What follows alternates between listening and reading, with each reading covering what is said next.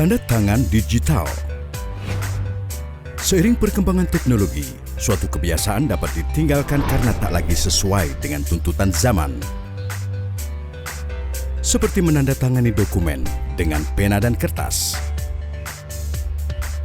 Di zaman digital ini, proses tanda tangan dokumen dituntut untuk efisien, tetap memenuhi legalitas, terpercaya, praktis, ramah lingkungan, dan dalam kondisi pandemi dituntut juga untuk mampu mencegah penyebaran virus. Solusinya dengan tanda tangan digital. Perhatikan kasus berikut. Ini Chelsea. Ketika atasan sedang di luar kota atau di luar negeri, pekerjaan Chelsea selalu tertunda sebab menunggu tanda tangan atasan.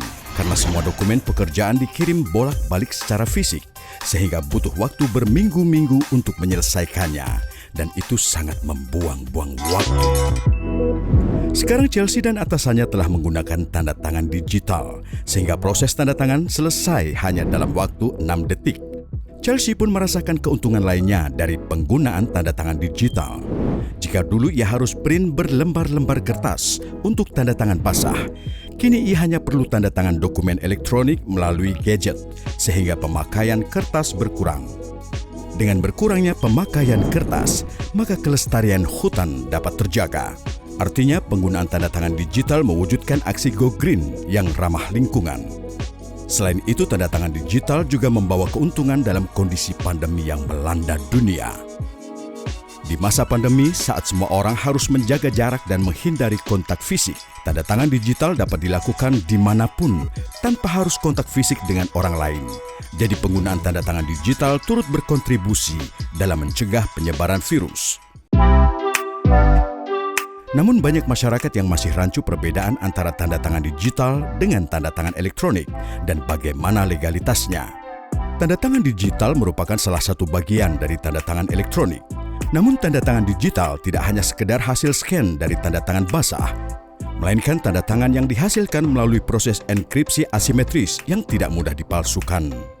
Karena merupakan bagian dari tanda tangan elektronik, maka legalitas tanda tangan digital memiliki kekuatan hukum yang sah dengan tanda tangan basah, yaitu Undang-Undang Nomor 11 Tahun 2008 tentang Informasi dan Transaksi Elektronik atau UU ITE, dan juga Peraturan Pemerintah Nomor 71 Tahun 2019 tentang Penyelenggaraan Sistem dan Transaksi Elektronik atau PPPSTE.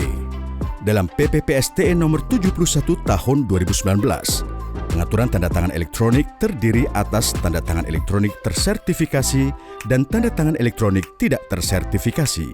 Tanda tangan elektronik tersertifikasi merupakan istilah lain bagi tanda tangan digital.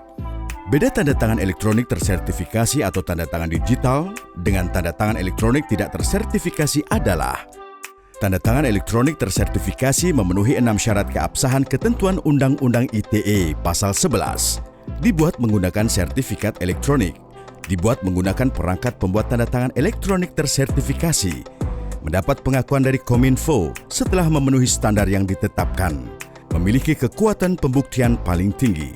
Sedangkan tanda tangan elektronik tidak tersertifikasi juga memenuhi 6 syarat keabsahan ketentuan Undang-Undang ITE Pasal 11, namun dibuat dengan metode, teknik, atau proses apapun. Dibuat bukan oleh PSRE Indonesia dan tidak ada standar dari pemerintah. Tanda tangan digital memiliki kekuatan hukum dan akibat hukum yang sah sebab mampu menjamin identitas, memastikan bahwa informasi elektronik dibuat atau dikirimkan oleh pihak yang sah atau asli. Integritas, memastikan bahwa informasi elektronik tidak mengalami perubahan. Nirsangkal, memastikan bahwa pihak yang menandatangani dokumen elektronik tidak dapat menyangkal. Tanda tangan digital dapat digunakan dimanapun dan kapanpun. Cocok untuk semua orang, mulai dari masyarakat, perusahaan, hingga pemerintah. Jika masyarakat ingin membuat sertifikat elektronik untuk tanda tangan digital, dapat dilakukan melalui penyelenggara sertifikasi elektronik atau PSRE Indonesia yang telah mendapat pengakuan dari Kementerian Kominfo.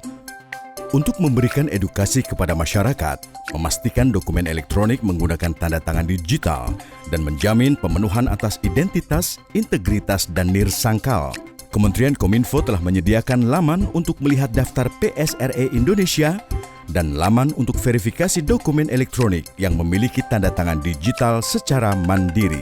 Cek selengkapnya di tte.kominfo.go.id.